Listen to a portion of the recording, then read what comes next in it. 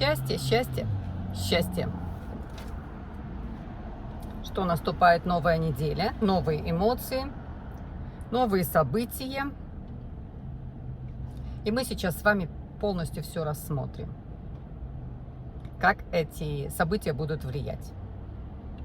И будут ли? Ой, будут.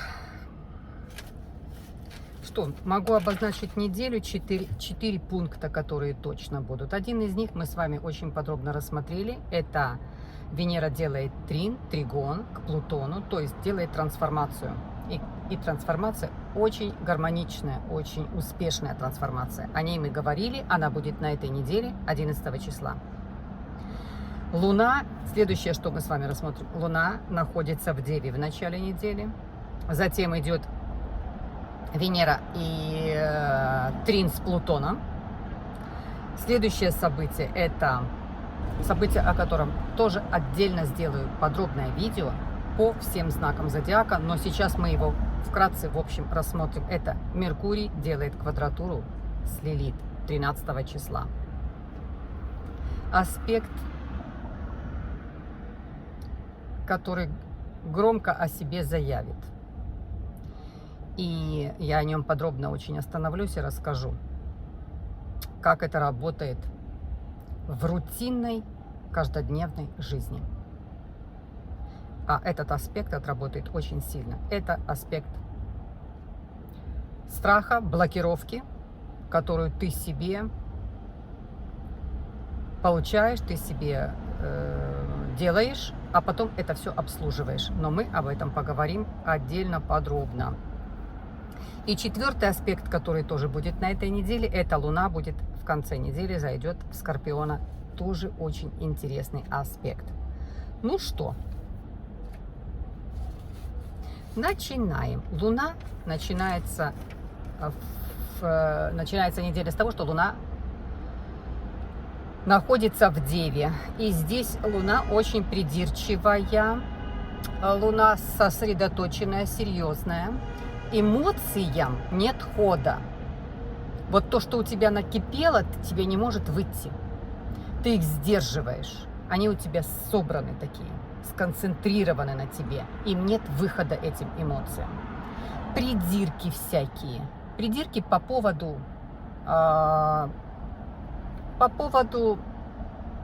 рутины.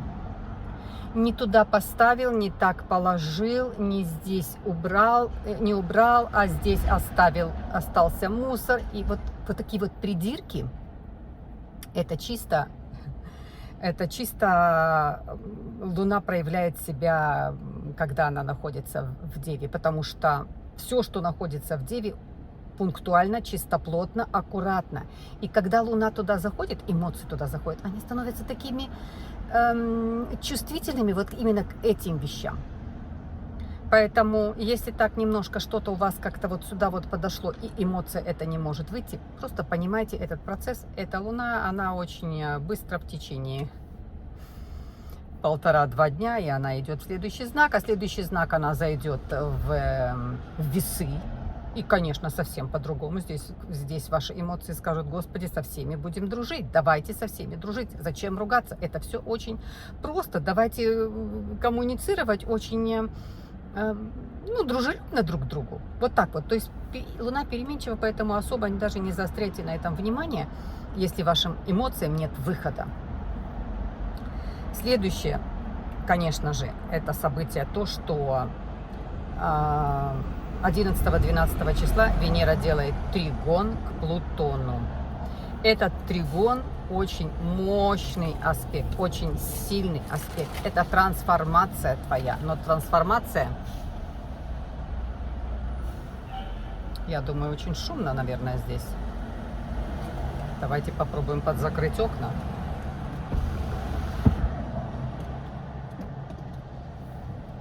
Пробуем. Так, трансформация очень сильная. Это такая трансформация, но гармоничная, когда ты побеждаешь над какой-то зависимостью, над какой-то болезнью, над обстоятельствами, которые тебя по жизни просто Просто совсем завели тебя как будто бы в тупик. И ты начинаешь возрождаться, и ты начинаешь исправлять, и ты будешь чувствовать, как ситуации твои исправляются. Если провал в бизнесе, то ты чувствуешь, что начинается подъем. Если в отношениях, когда-то отношения зашли в тупик, ну, любые по Плутону отношения в тупике долго не могут находиться. А тем более еще и с Венерой. Любые отношения должны развиваться. Поэтому здесь вот тоже, если почувствовали, что ну, что-то зашло в тупик, то почувствуйте, как это будет возрождаться, прям расцветать на ваших глазах. Заметно это будет. Отступают болезни, если где-то в каких-то вы были замешаны судебные разбирательства. Это судебные разбирательства могут быть с государством, с министерствами, со странами, с большими такими государственными органами, то тоже здесь идет положительный результат, тоже идет победа. Это вот такая трансформация, о ней мы говорили, 2 видео посвятили этой трансформации, и общего характера видео, и видео, где по знакам. Поэтому, кому интересно, еще раз можете это просмотреть. Следующее, конечно, событие, которое будет 13 числа, а это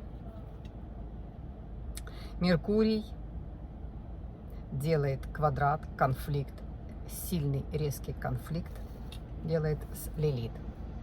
И вот мы сейчас тоже чуть-чуть остановимся на этом, потому что сделаю отдельно. Меркурий находится в Деве.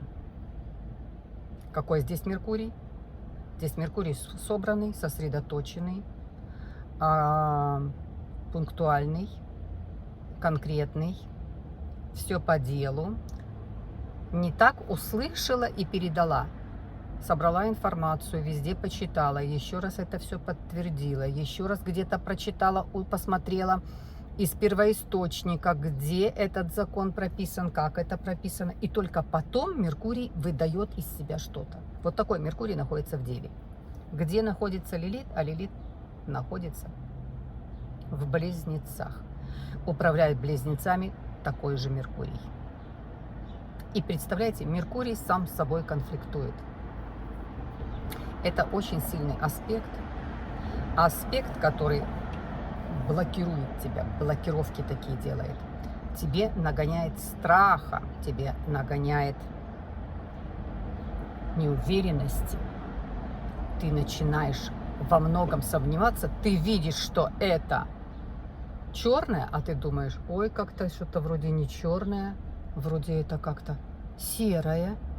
Ты начинаешь сомневаться на том, что ты своими собственными глазами видишь, или то, о чем ты точно знаешь. Ты в своих знаниях начинаешь сомневаться. Это вот этот аспект. Меркурий конфликтует с твоими мыслями. Меркурий – это мысли. Да, это наша коммуникация, да, это наша информация. С чего складывается коммуникация и информация? Наши мысли. Все отсюда. Меркурий – это вот здесь. И он сам с собой конфликтует. Конечно, аспект разобрать его, мы с вами его полностью разберем. Пройдусь по знакам. Сегодня, может быть, завтра сделаю это видео. Пройдусь по всем знакам, на кого приблизительно, как это, в какой сфере жизни будет отражаться этот аспект. Но этот аспект,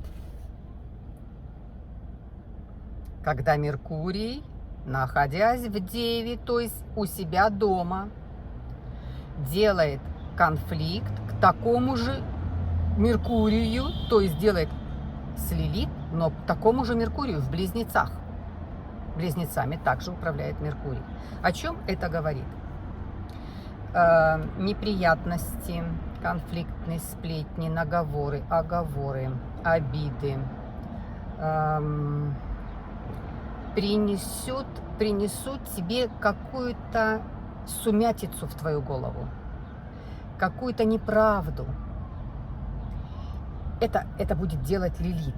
То есть до тех пор, послушайте, до тех пор, пока тебе пришел какой-то негатив, пришла какая-то информация, которая тебя очень ранит, тебе очень неприятная. Но до тех пор, пока ты эту информацию не положил себе в голову, ну, точно, Лилит.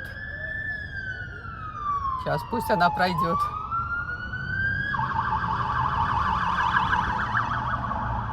Okay. До тех пор, пока ты к себе не пустил этот негатив, ты не стал его обслуживать и обрабатывать, ты не стал о нем задумываться, он тебе не принадлежит. Как только ты пустил эту информацию к себе, ты начал думать, ты начал на нее реагировать, все, ты будешь его обслуживать, эту информацию искаженную, недостоверную, эту ложь, этот обман, ты будешь его обслуживать, разбираться с ним. У кого-то займет день на это, у кого-то займет неделя, у кого-то займет полжизни. Разбираться с этой информацией, обслуживать этот свой страх. Это информация, которая может заблокировать и посадить тебе страх, от которого потом ты его обслуживаешь, избавиться от него очень и очень сложно. Но о нем, вот об этом аспекте я сделаю отдельное видео. И пройдусь по знакам.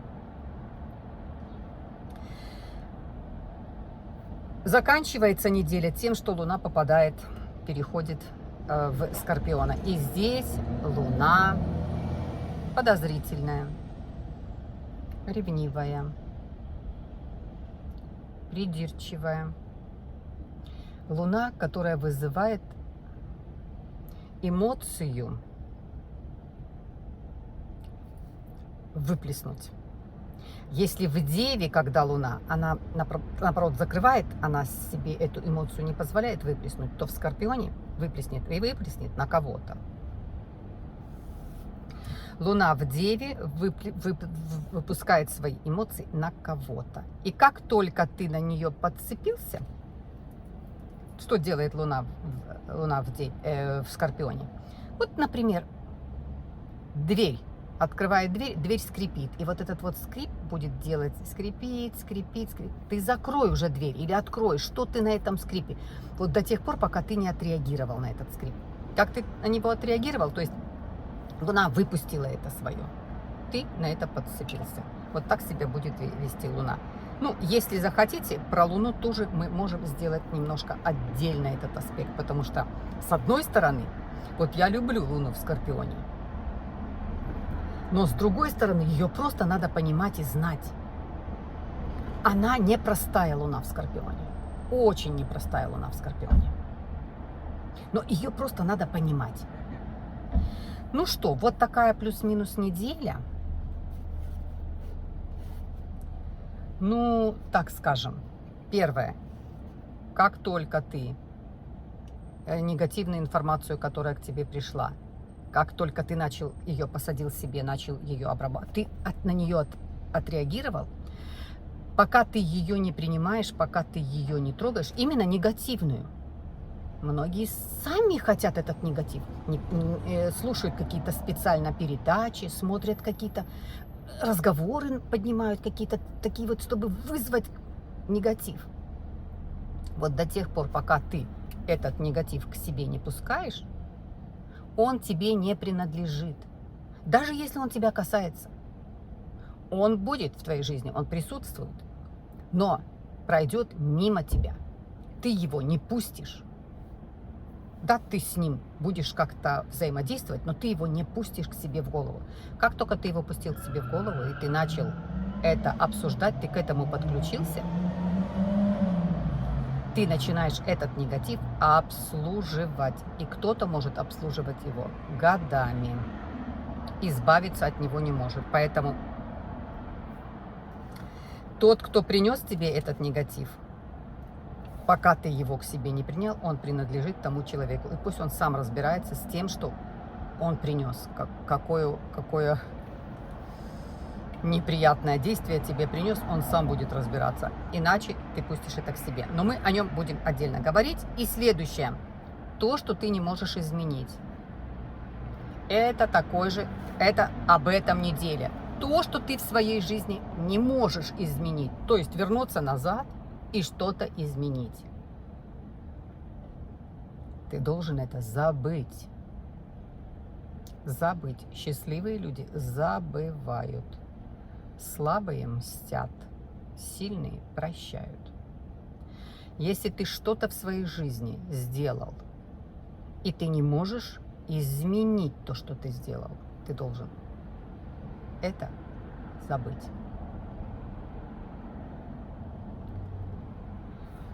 Ну вот это про эта неделя. Неделя очень такого, знаете, вот она очень психологическая. Это неделя, когда ты задумаешься о многом, откроешь для себя очень многое. Неделя познания самого себя. Потому что следующая неделя такая насыщенная, такая приятная, столько чудесных произойдет событий, но тебе необходимо разобраться в каких-то аспектах, в каких-то моментах в самом себе. Для того, чтобы видеть красоту и удовольствие жизни. И следующей, тем более, недели. Следующая неделя очень и очень приятная. Но аспект, который сделает 13 числа Меркурий с Лилит, но это Меркурий с Меркурием. Что-то, кто-то. Настолько, отдельно об этом поговорю и пройдусь по знакам. Дальше, что еще? Что еще? Конечно же.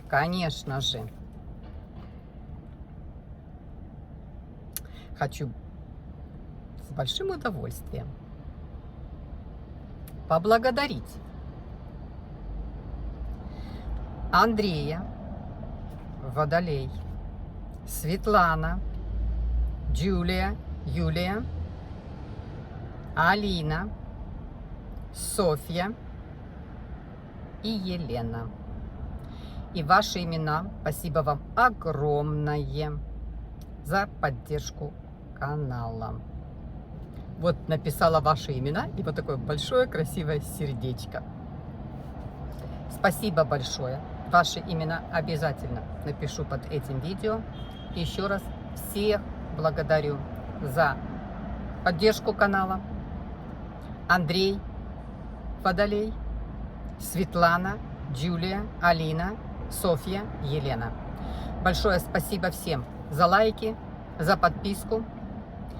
И в следующем видео разберем аспект Меркурий квадрат с Лилит. И вы очень многое для себя услышите. Кто способен, кто готов. Когда ученик готов, всегда найдется учитель. А мы с вами знаем, никто в жизни нет друзей и нет врагов. Но каждый человек тебе учитель. И когда ты готов, твоя информация к тебе придет. То есть твой гуру, твой учитель придет к тебе, ты его услышишь. А Меркурий – это информация, это гуру, это учитель. Но смотря, как ты к этому подходишь, насколько ты сегодня готов разбираться со всем. А самое главное, что разобраться со своей блестящей, прекрасной, чудесной головой. Все отсюда. Меркурий – это здесь. И Сатурн. Сатурн тоже – это голова. Все, бесконечно вас всех уважаю. И до следующих чудесных видео. Обнимаю вас. Счастья, счастья, счастья.